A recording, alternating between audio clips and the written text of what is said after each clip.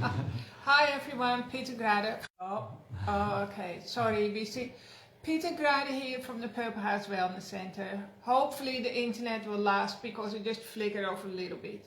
Today we want to go right back to basics, and I'm going to include Einstein into this this video live stream because I studied Einstein a little bit and there's some really interesting stuff that came up.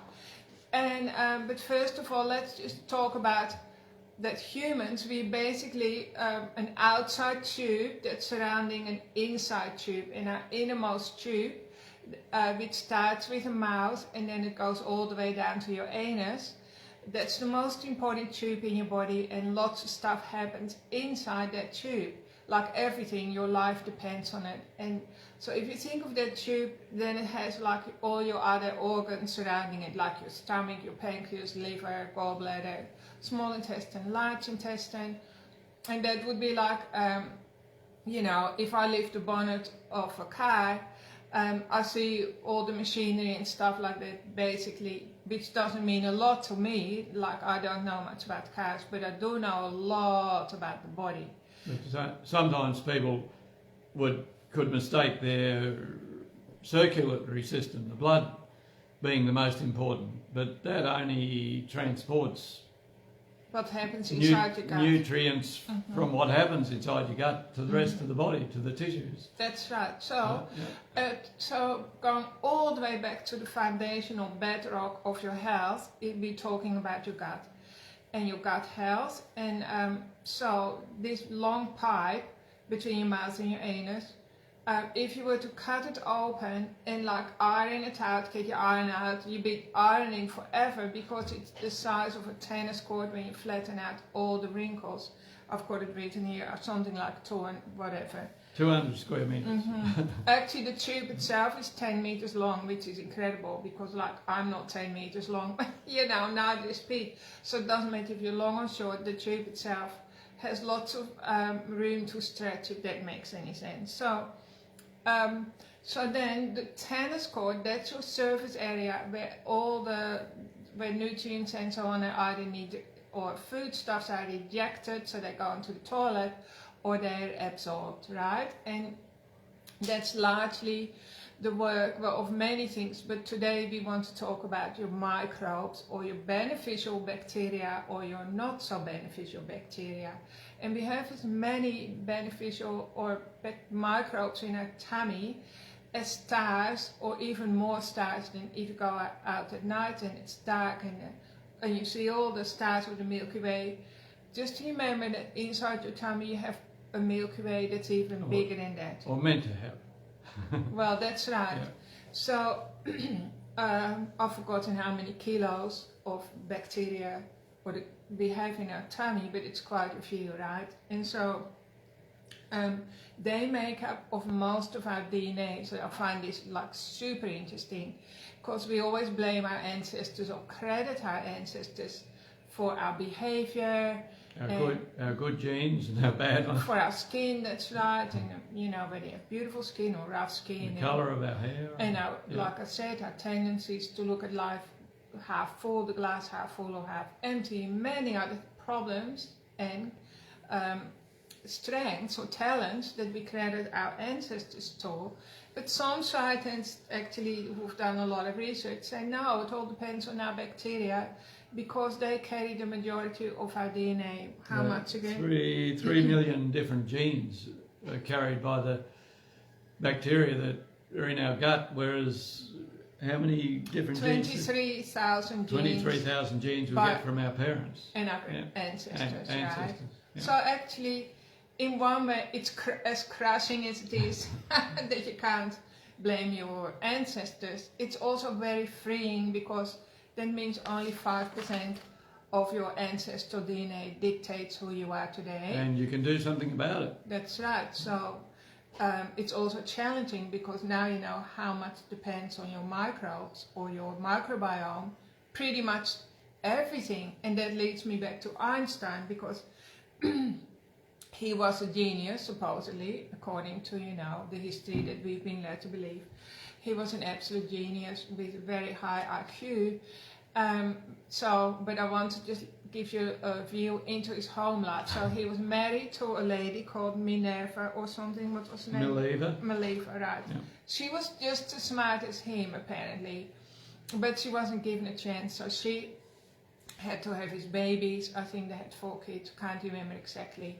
And she was just confined to the laundry in the kitchen and do all the cooking and the cleaning. And then Einstein, he got more and more unreasonable to her, so he was already emotionally remote. So the point I'm making is that Einstein, he had the emotional IQ of a Neanderthal. Well, maybe I shouldn't even, that's bad for the Neanderthalers, right? So Einstein, he didn't know how to relate to his loved ones at all, and so he also dallied around with other women, and he made his wife's life very, very hard. He became more and more remote. And while he was pondering about the universe and all the rest, the law of gravity and space and time, he put her in the freezer, emotionally speaking. Also the children, he didn't want to have anything to do with the children. And eventually he granted her a divorce and he married somebody else. And then I think he had an affair with secretary and on and on. I mean, I can't be bothered like all those yucky details, but he didn't, emotionally speaking, he wasn't intelligent. So, of course, Peter and I were wondering, well, maybe his microbiome was completely up the creek. Could he have had a much better life if he had had like good levels of enzymes and microbiomes? Because because our intelligence, like our gut, dictates how our brain works. Because the serotonin that we produce, which are our own happy hormones, most of those are produced in the gut with a healthy gut. And then enzymes, if you lack enzymes, you also get very, very grumpy. And Pete, this person right next to me, my own, I was going to say Einstein, but thankfully you're much warmer and more intelligent, and you can connect the dots and all the rest. But I spent half my life or more not realising that enzymes were so important. When I was introduced to enzymes by a vet, mind you, he said Dr. Liner, wasn't it? He recommended I try some enzymes for my digestive system, and it made all the difference. And according to people I was close to, it made a lot of difference in my personality as well. Well, you just became so much easier to be around, like literally you opened up and it's like the clouds lifted in our relationship. That's not just with me, but also with Peter. I have to fill you in. He was surrounded by me and 6 children who love him and adore him. And you know, it gave her such joy to have like the personality back on board, because obviously Peter's personality struggled right from babyhood, because as a baby he nearly died from life-threatening allergies that were super, super severe. And then of course he is alive, so somehow he got through those early years, but we also know that the earliest years of your life really script your brain, encrypt your brain and nervous system with your programming for life. So if Peter was in survival mode, he stayed in survival mode for decades. And so supporting his good microbiome and enzymes made a huge difference. Well, that was probably one of the last things that you needed, because you've been doing your inner work for many, many decades as well, haven't you? So with Einstein, I just want to go back to him, because he continued to live his life like he did. That he was a genius, then he died. This is so funny, but not really. When he died, his brain was stolen, right? So maybe his brain was pickled or something, or whatever they do. So it was preserved somehow or other. And against his wishes, maybe he knew people were going to steal his brain because they wanted to shed light on the subject, what turned him into a genius as compared to us mere mortals. And so they stole his brain, whoever they were, and then they shared it out, so they chopped it into, I think, 240 bits or something, so like lots of scientists will like deciphering what was going on in his brain. And I venture to say they would have been better off stealing his gut, but of course they never looked at his gut. Because I would have liked to have known, as a healthcare worker, what was going on in his gut. Maybe he had lots of parasites in there.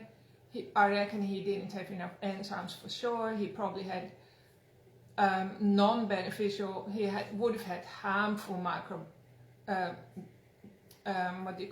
bacteria in his gut. He was to probably, create those dark moods. yeah, he was probably just living on half his brain, which is the left or right? Well, that's right. The left brain is analytical brain. But I mean, I'm just saying his potential wasn't even uncovered, right? So I've put the story here in, it will be around the video.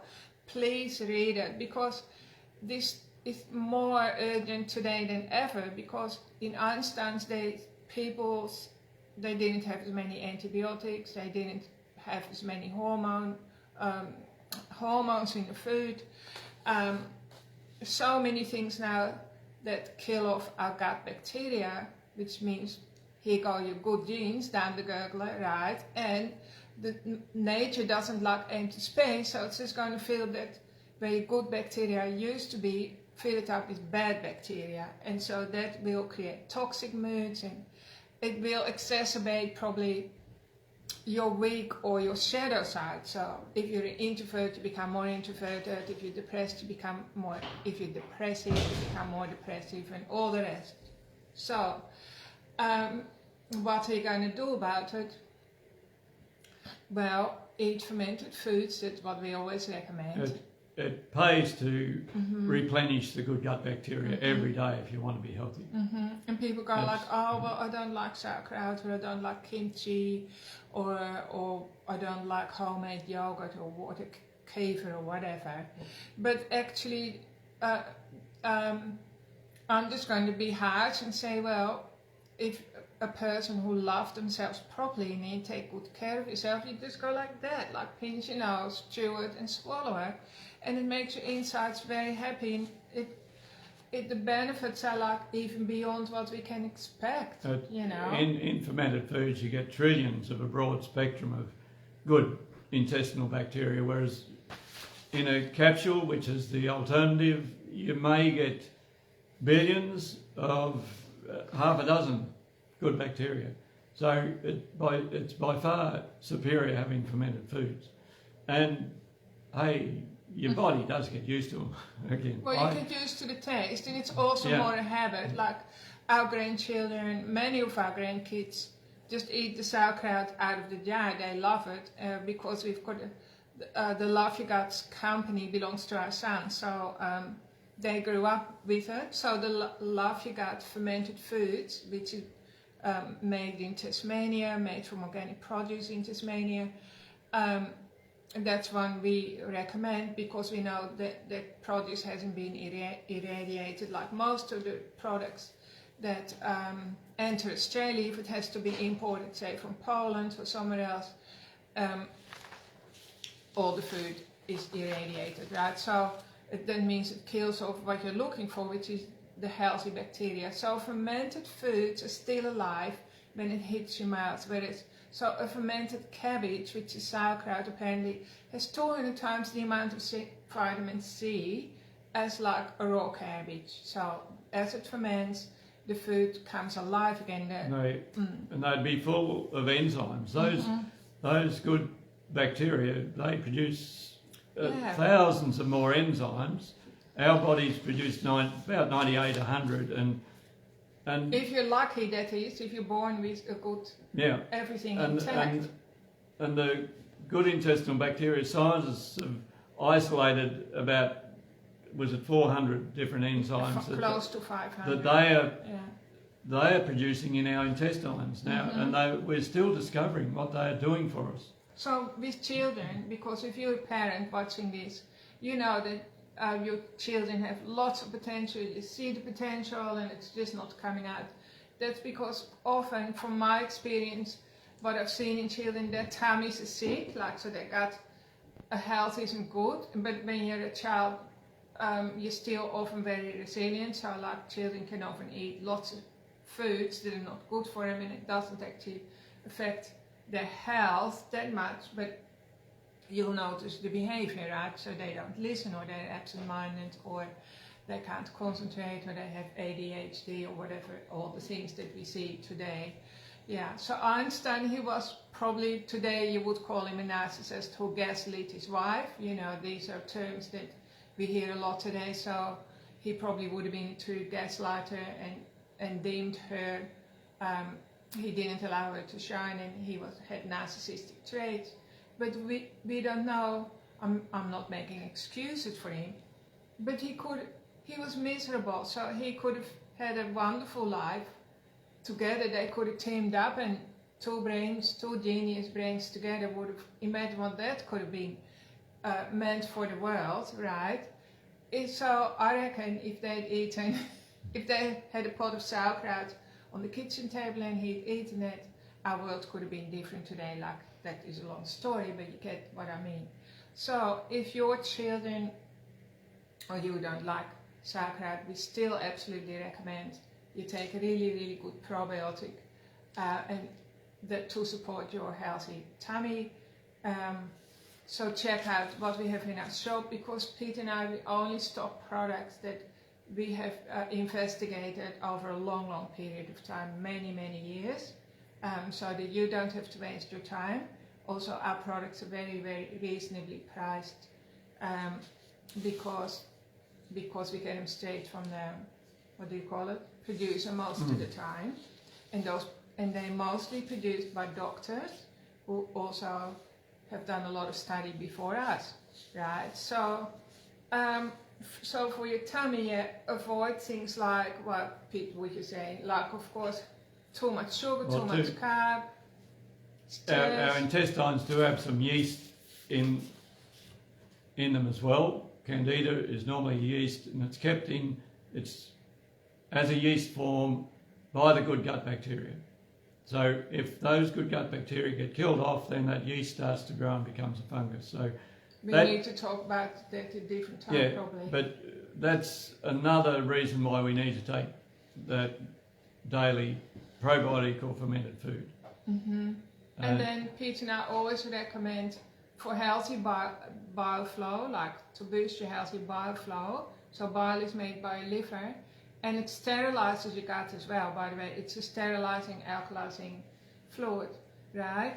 So anyway, to support your healthy bile flow, also take some beet flow, right? Beet flow is a tablet that helps your bile to work properly, to flow. And you'll be digesting your fats properly and getting a really good energy and from to support those fats. Every healthy function in your body, we also recommend enzymes. We love enzymes. We've been taking them now for easily, I guess, 25 years that Pete was introduced by a vet, right?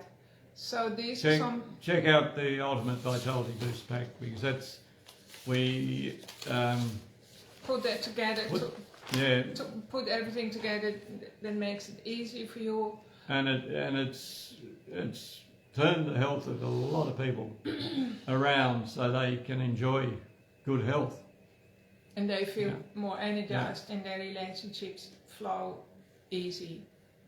I'm also very, very keen to do a retreat, where I work with people to boost their happy relationships, or to shine the light on where things are stuck, and help people make the most of their emotional IQ, because an emotional IQ is completely different, of course, to